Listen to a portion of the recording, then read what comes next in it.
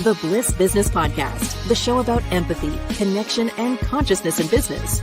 Today's episode is brought to you by Zero Company, your paid search, social media, and programmatic ad experts. Welcome back to the Bliss Business Podcast. I'm your host, Steven Skash, joined with Tulio Siragusa, and we've got a couple guests today. Today, we're diving into a topic that's at the heart of every successful movement, building a community. And we couldn't have better guests in this conversation than our own Maher and Andrew Montez, co-founders of the Awaken Radio Club. Hello. How's it going, guys? Their work focuses on fostering meaningful connections through music, storytelling, and art. Awaken Radio Club is more than just a community. It's a space for people to come together, awaken their potential, and support one another on their journeys. Tulio, why don't you tell us a little bit more about Ash and Andrew?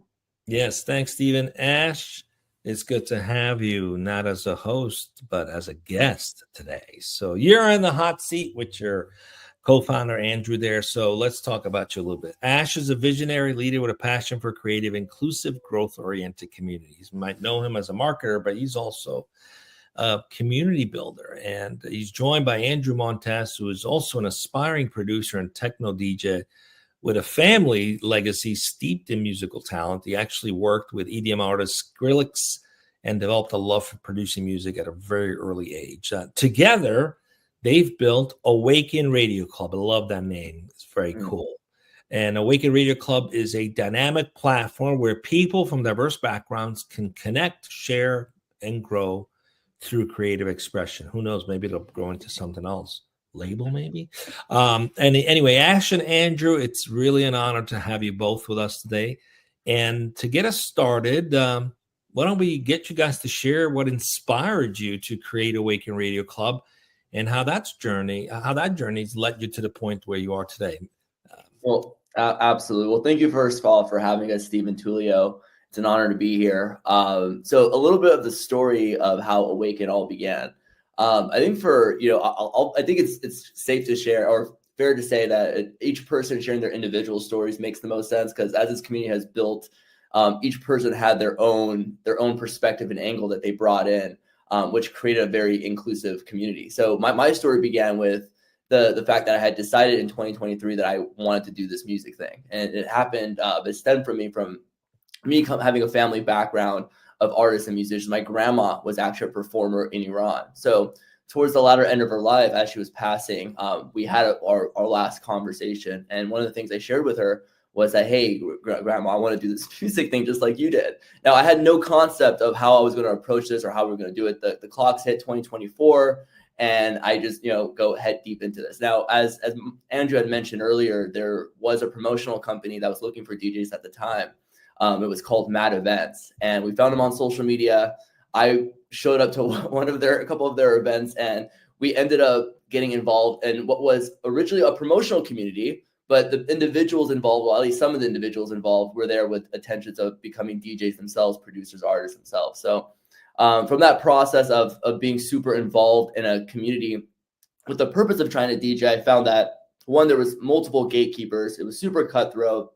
And the individuals within the community, which is something that's very common in LA, were always looking out for themselves and looking for ways where they could put themselves up and not others. So if there was ever an opportunity, it was like that person would jump on it, even if they had to step on someone else's shoulder or step on someone else to achieve that, they would do it. So it was interesting that we had an opportunity that opened up. It was essentially an open deck. This was the moment for the DJs to get what they wanted after spending maybe a month or two, helping this company promote itself and grow as a community. It was like, okay, when is it going to be our turn? Well, the opportunity came. It was an open deck over in downtown LA. We were told at the time that it was all going to be handled by the promotional company. We just have to send our mixes in and they'll get us all connected. It was one random person that said, hey, do you think we should reach out to the venue maybe to make sure our spots are locked in?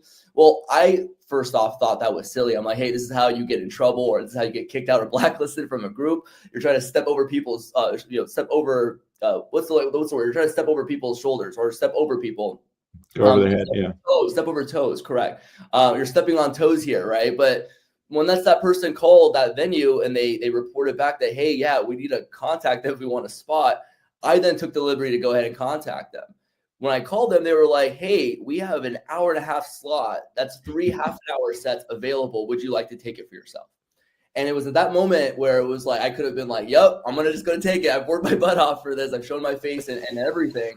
But it was like, I was like, no, there are other DJs in the group that also would like this opportunity. So then I throw it back into the group. Hey, there are 3 slots available, or we can do a back-to-back-to-back, which means it's when a group of DJs get together and they play a slot together. And 2 other DJs had reached out. One was in Tulare, California. The other one was in LA, and I was based out of Orange County. So Ash, just for a second, just to underline that. So it's kind of this pivotal moment. You could take whatever you wanted for yourself, right? Yes. But you were like, no, I'm going to be in service to others, yes. right? At this particular moment. 100%. That was it. It was like, hey, you know what? We've built this community. We have relationships with people and stuff. We all know what our goals are. So it's like, hey, I could use this moment for myself, or I could use this moment to bring others up, right? And just see what happens with that. So that's all it was. So we passed it on. When we had the conversation with the 2 other DJs, this idea of Awaken came up during that time. It was just a discussion between the 3 of us. Right now, at this point, Andrew Montez wasn't involved just yet. We had our open deck. We planned out our set list, the 3 of us, and we went into it. Right now, what was interesting about this whole story is that we didn't know each other up until that moment. We planned our set the night before, and it was all done on video call. Right? We had our set list planned. We go out there and we were playing on a deck. Well, at least I was about to play on a deck that I had never touched in my entire life. I was used to like the couple channels here, the little entry level, just the whole CDJ. And a similar situation with another DJ that was involved with us as well. But then there was the 3rd DJ who actually knew how to work the deck. So I had the music selection. We had a DJ that knew how to work the deck. And then we had our other DJ in there jumping in there every now and then, hyping things up. And ultimately, we ended up winning the contest. We won the open deck that night because it was a great set. We played at the end. The music selection was great. Everyone was dancing. We brought the most people, and it was awesome. And it was, I think, a couple of days after that event. I mean, we were on a high. We were like, hey, we were able to do this. We came together. We supported each other. And then I think maybe it was a week or maybe a few days afterwards, a new group chat gets created. And above it, it's titled, Get Fucking Gigs. And this is where Andrew Montez's story comes into how we grew. Andrew, that's where you came into, was that was your post, right? Yep, the Get Fucking Gigs, man. That's what we needed to do, and that's what I was going to make happen.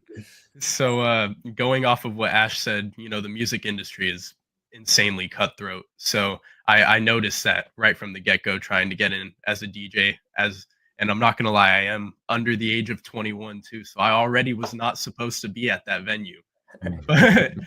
But I had went to a few events. I noticed just how they were running things, and you know, I didn't really like what I saw. So in turn, me and Ash decided we had to have a chat. We had a chat, and we decided that we were going to go forward with kind of building a community and seeing what we can do or what we can make happen. And so we built that community, and our main goal was to just not be cutthroat. We wanted to take that away from the music industry. We're trying to get rid of that as a whole, because as a small artist, it's already hard to get gigs. But when you have places that are relying on you to, you know, bring people for your first gig, or you need to do this, you need to do that, not everybody has the ability to do that. So we wanted to bring an all-inclusive community where these small artists can thrive and actually bring their talent to be showcased instead of just being in the dark. Yeah, interesting. So how do you go about not being cutthroat? Like, what differentiates you from that? So you can go ahead, Ash. Oh, no, you go ahead. I would love to. Okay. So what we do is we really just like to give everybody the opportunity. With our first events starting out, we offered it up to anybody. It's for anybody's taking. If you want to play, come show us what you have. And then from there, we'll talk about having you play more. You know, if you mess up the opportunity, that's not on us at that point, but we're giving you the opportunity, and that's what mattered. So again, it's really being the service to the others in the group, right? Absolutely.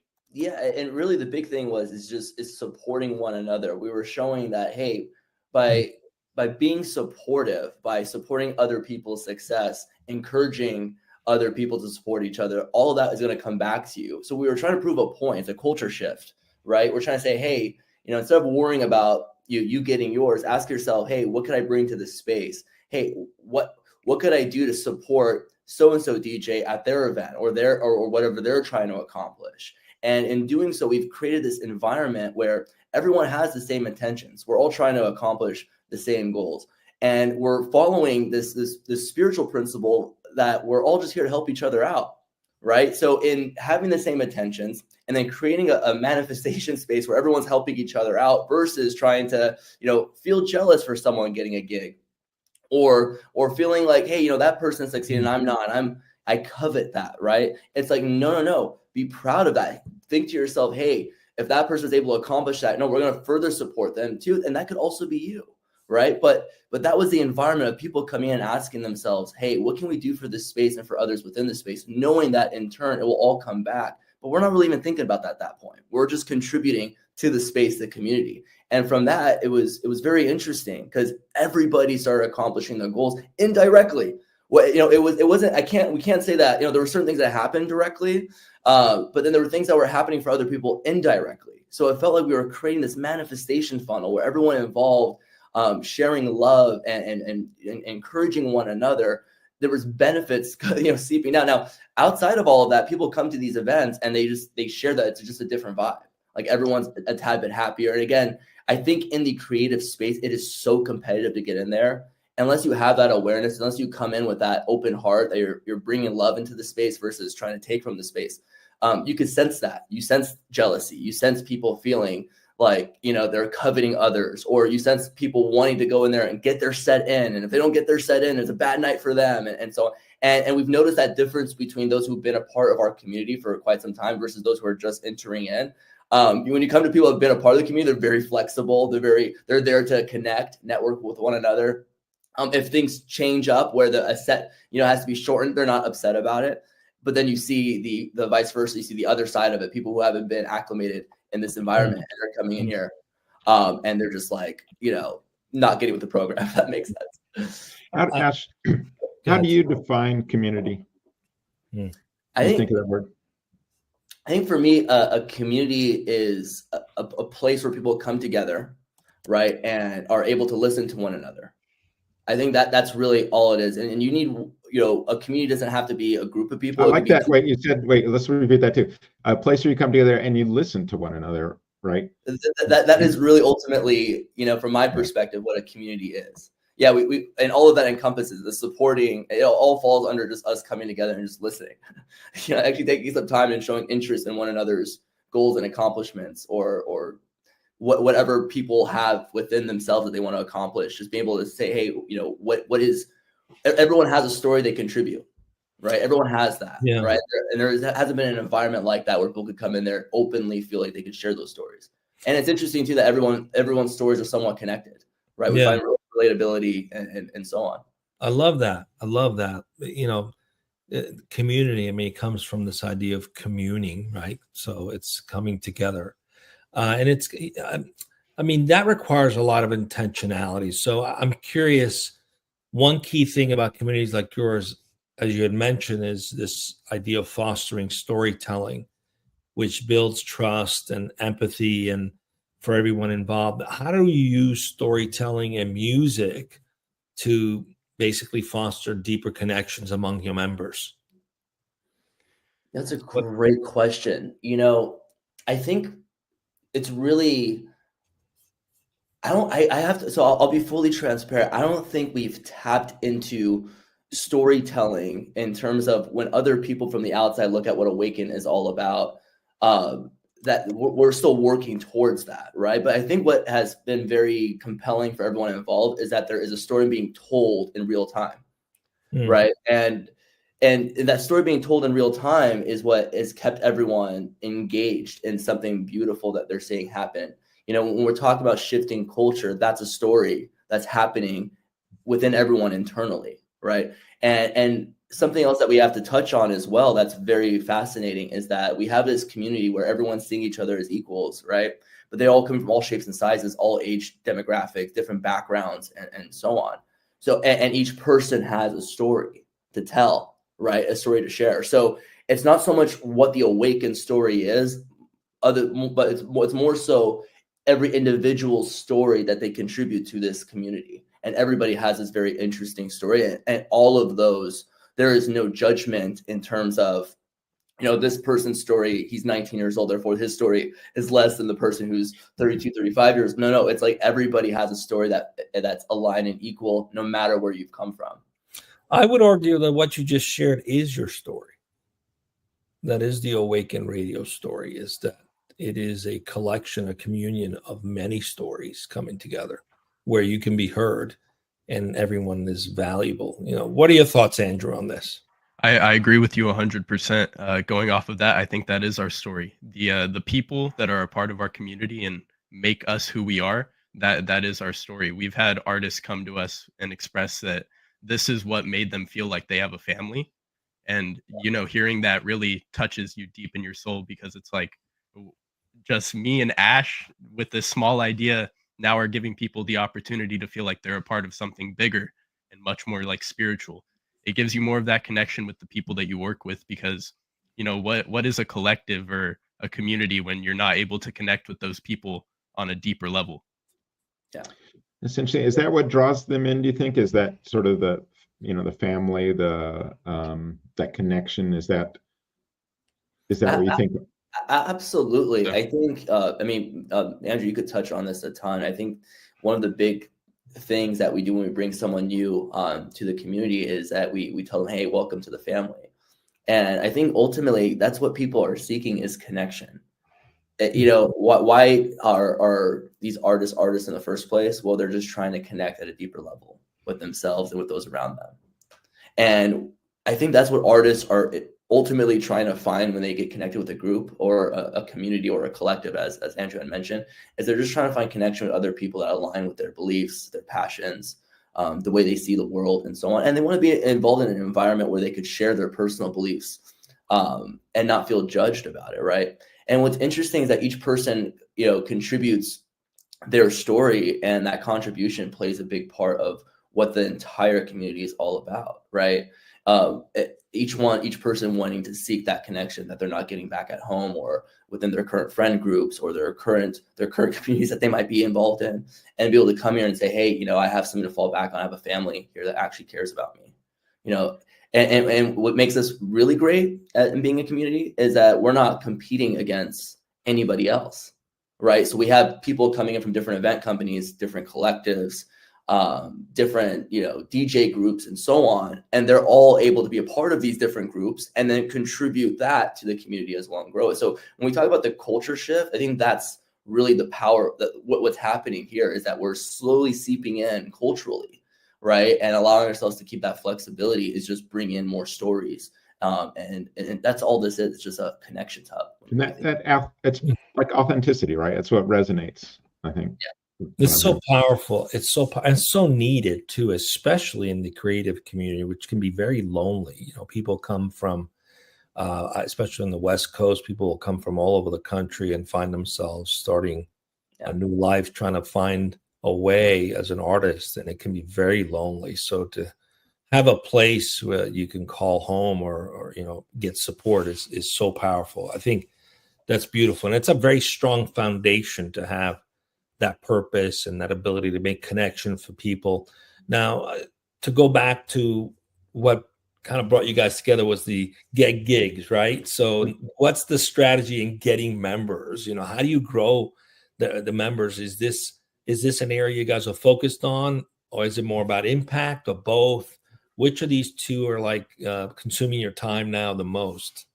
Honestly, I think in the beginning, it was just trying to get as many people to be a part of the community as possible by just reaching out, doing basic networking. But I feel like as we've progressed and grown as a community, it's more about getting to know who this person really is and what they can bring of value into our community before we want them to just be a part of it. Like when you're a part of Awaken Radio, it means something to me. So it should mean something to you as well. You know what I mean? Yes.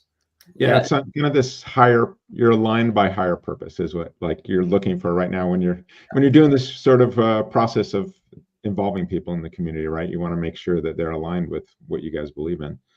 And it's what's interesting, Steve, on that is that what we found is that there are a lot of individuals looking for higher purpose. So it's not like we have to go out there and sell ourselves. These individuals come to us naturally by events that we attend ourselves. As Andrew mentioned, and DJing and producing in general, networking is so important. But we're not out there trying to acquire more members. Are just coming in, they're meeting with us, and when they're looking for that higher purpose, when we talk about connection support, they're bought in. When we throw in the words of family, when we bring up family, and they see how we're all interacting with one another, they want to be a part of that. That's really what drives those individuals. And then on another note, it's communicating and articulating that on social media, showing people our events and how we all interact with each other, and so on. We get some individuals that reach out via social media or on our website. They'll go ahead and give their Instagram handles and so on, but then we'll have that conversation. We're not just letting anyone into the community. There's a little bit of a conversation that needs to be had to make sure there's an alignment, because there are those who will just jump in there for the purpose of spamming and just, just trying to get people to come and support them. And that's it, they're out. But once individuals get the culture, they know what they're getting themselves into. This is a very different environment. It's not what they've gotten used to. So it's like a lot of word of mouth, a lot of online marketing, and then maybe some of your events that you're doing. Is that how you guys are building it? Yeah, absolutely. So a lot of word of mouth, a lot of online content. The content's everything. Yeah. But the conversations reminding me of a book I read a long time ago, was choosing your customers. How, whether you're a movement or a company, it's very tempting to just grab anyone who's willing to be part of it and pay you money, right? Or join a membership. We can talk about that in just a bit, whether there's membership fees and things like that. But I do love the fact that you guys didn't get tempted by that and decide, hey, we want to have some standards. We want to create a community that's living by certain purpose principles. And so you have to sometimes throttle back and say, okay, who fits into this community? I think there's a lot to be said about that. But even with that, there's always the challenge, outreach. How do you measure that success of building a community like this? Is it, what does it look like to say we're winning? If it's not the numbers, if it's the quality, what would be like we are succeeding at building this community? What would you guys say that's your primary success measurement, if you will? Hey, go ahead. Yeah, go ahead. I honestly think that we don't really know what's going to measure our success as of now. Like, I don't think we know what we need to feel successful with what we've done. I think that we're just kind of taking it step by step, and with whatever happens, if it's a win, it's a win. If it's a loss, it happens. It's the way of life. No, to touch on that, in an ideal world, and this is just being realistic, right? We have measured success based on how many people we've been able to gather that align with our values in one place, right? And ultimately, I can imagine that in that one day when we have a high volume of individuals that align with our values all in one place through an event, we could look back at that and be like, hey, that's a measurement of success, right? But ultimately, to get to that point, we have to understand that there's so much more to give back to this community, to the space, right? And the space is not just Awaken Radio Club, it's the entire music space. Let's just say we're starting off in LA, creeping into Vegas, a little bit of New York, so on and so forth, and slowly but surely. One of the things that, we did run into that question of like, hey, rapid growth versus, building our roots. What is the best plan? And interestingly enough, we threw in some crazy ideas. I had some crazy ideas. At one point, we started building a community. We have actually a connection with a group of artists out in Italy. And I had the wild idea of like, hey, you guys are already throwing massive events out there and you want to be a part of our community as well. So you have a connection to the States. What if we just open the door to a lot of your Italian fans that you already have?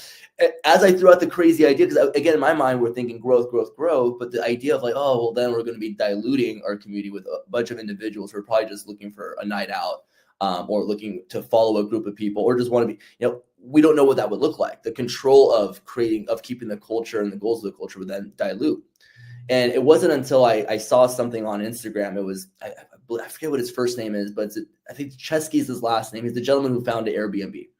And there was a video he was being interviewed. And the question he was asked was, or I think it was the venture capitalist that invested in Airbnb. He was being mentored by this gentleman, and it was Paul Graham that was mentoring him. And Paul said, hey, you don't want to grow Airbnb super fast. Focus on the few hundred individuals you have on the platform and build on that platform. Have those hundreds of people absolutely love your platform. So much so that they can't stop talking about it. That should be your focus. And that's what Airbnb did. So one of there's a thing about that where it's about the consumption experience in marketing, right? Ash, this is like, I'm experiencing this and there's emotions involved in that. And if you can win that consumption experience, that's where they become your advocates, your ambassadors, your brand ambassadors. They're doing the marketing for you at that point, right?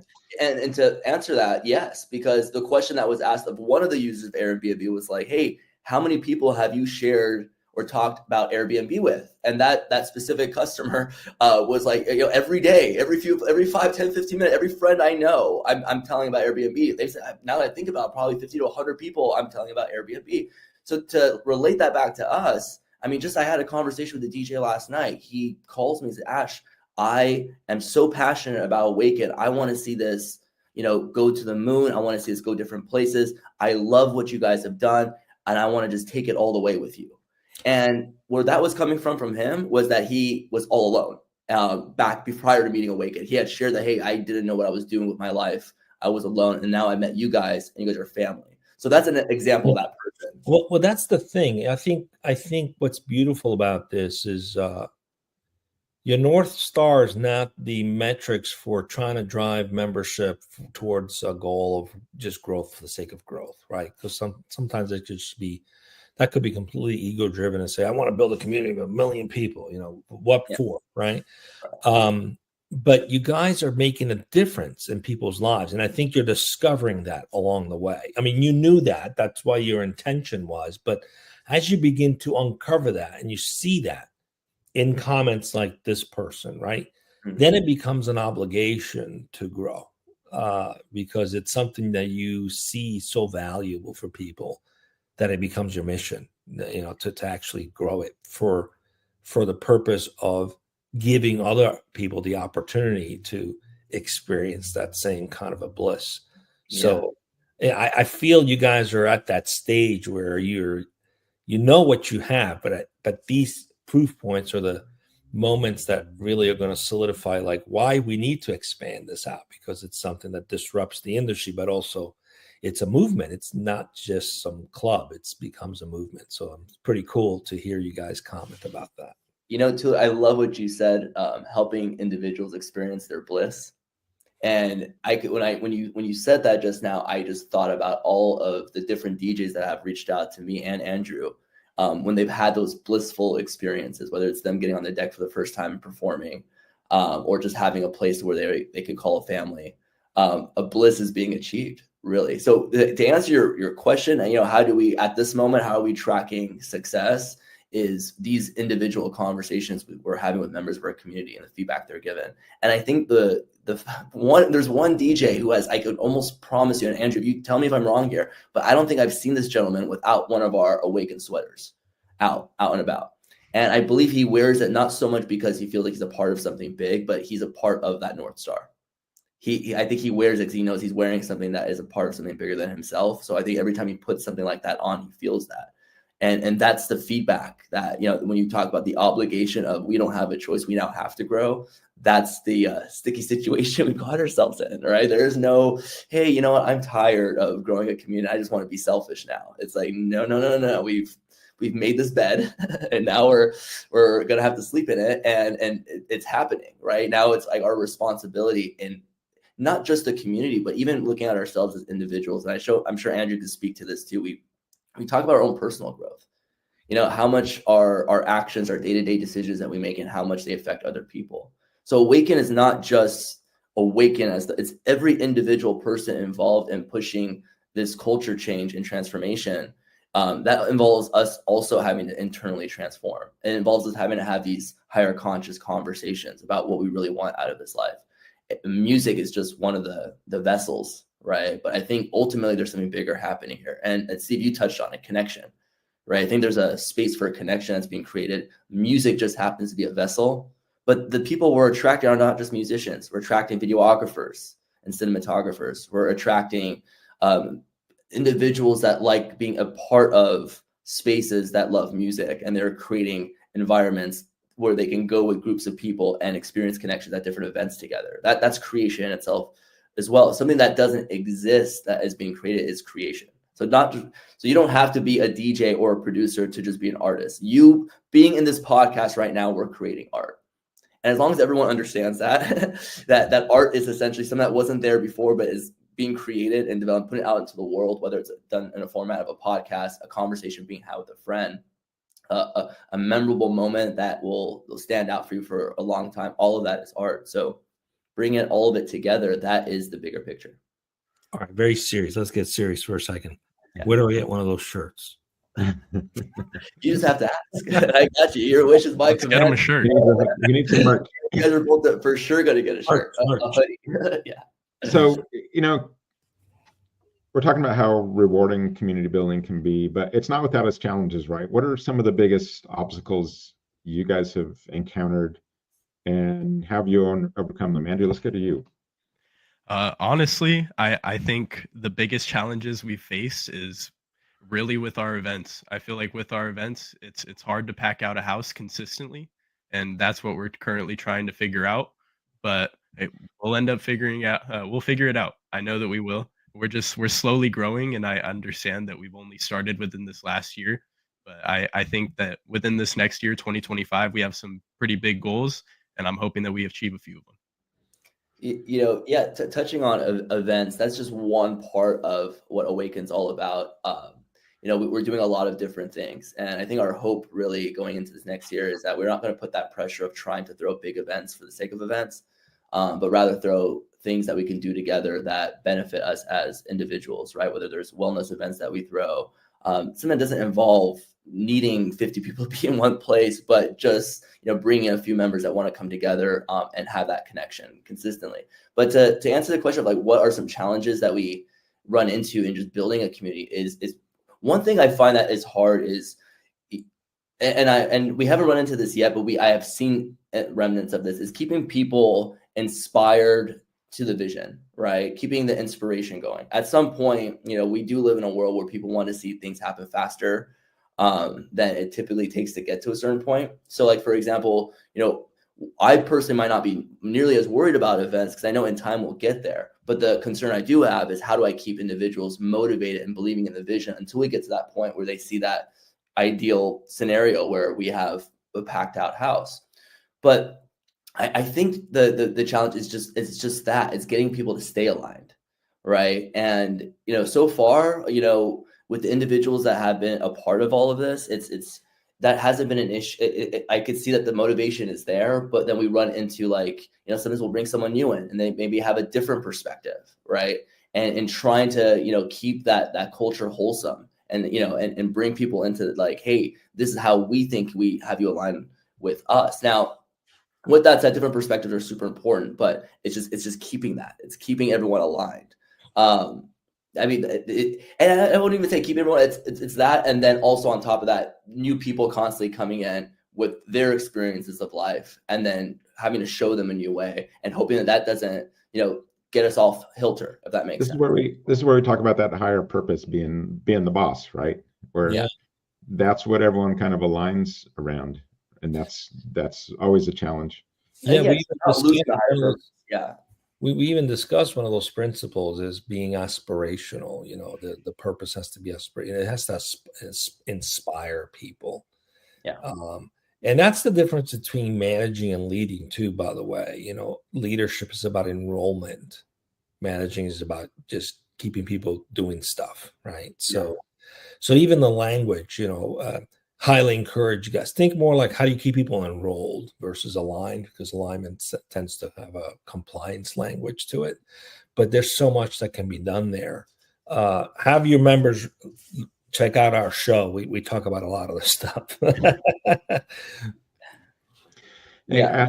Let me ask you a question I ask a lot of our guests. So it'll be a little different than usual. What role do you think love plays in community? That's such a great question. I think it starts with love and it sprinkles down. I think the decision to not, be selfish in that very specific moment that was the awakened turning point when we really think about it, came from a place of love. I think Monty's decision to go ahead and make a completely separate group chat and throw individuals in there came from a place of love. I think without love, none of it is possible. I mean, before Andrew probably passes off to you, I'm thinking about this as it's trickling down in my head. Every decision we make when we're talking about aligning ourselves into something that's really been working for us and how everyone's accomplishing their goals is because I think we're creating a platform of love. Helping each other out is like one of the cardinal rules of love. All right. Wanting to see someone else be successful and being genuinely happy for their success, despite where you're at in life, comes from love. And I think when everyone realizes that that's all of it, no matter what's happening, we didn't have a successful event. The song I made didn't, hit the way I thought it was going to hit. Whatever. As long as we come back to that foundation that, hey, no, our only purpose here is to love one another. And we just happen to be using this vessel in this game that we're playing, vessel being music, right? Then everything else just kind of lands where it's supposed to. Beautiful. Andrew, how about you? What role do you think love plays in community? I think love plays the biggest role in our community, especially ours. I mean, without it, what are we really? When you have people expressing how it feels to be a part of this family and saying how it's changed their life, you really feel the love that you have for other people. It's not all about the music. We're united through music, but at the end of the day, I care about the well-being of the artists that work with us. I care about how your day is going. I care about if you're going through mental challenges. I want to hear about all of this because, you're not only an artist that works with me, but you're my friend. And I feel like building that friendship with the people that are around us is super important because if we're just going to events and hanging out with the same people, but you don't have any personal connection, why are we showing up? Yeah. It's interesting. I think you brought up obligation to help make this thing grow. That we've seen the result. And I think it's the love that is driving us. It's like the love is like, now we have a obligation towards the love we have towards the individuals they're part of this community, or the obligation we have towards love in general. That's the best way to put it, right? When you think about it, it's like, no, that is that. Like, we're being driven by love to keep this thing going. Yeah, it's been often said that true freedom is getting to a place where you don't have a choice to do what you do because you love so much that you're driven by it so much you can't help but not do it. So it's a beautiful thing you guys are experiencing or co-creating. It's been an absolutely beautiful experience for you to share this journey with us and the story about Awaken Radio Club. I mean, your passion for building this very inclusive, creative community is really, truly inspiring. Truly.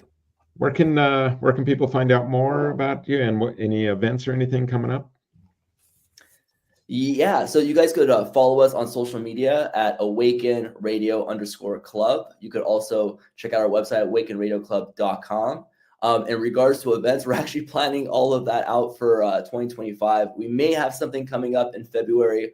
We're looking at the Hermosa Beach area. We're building out our residency over at the Palmilla. So we have some showcases we're throwing out there, but we're discussing some bigger events that we're planning in the upcoming months, and we'll definitely loop you in. But if you follow us on our social media and website, you'll see all that information there. All right. Thanks again, Ash and Andrew, for joining us. Thank you to our listeners, and we will see you next time on the Bliss Business Podcast.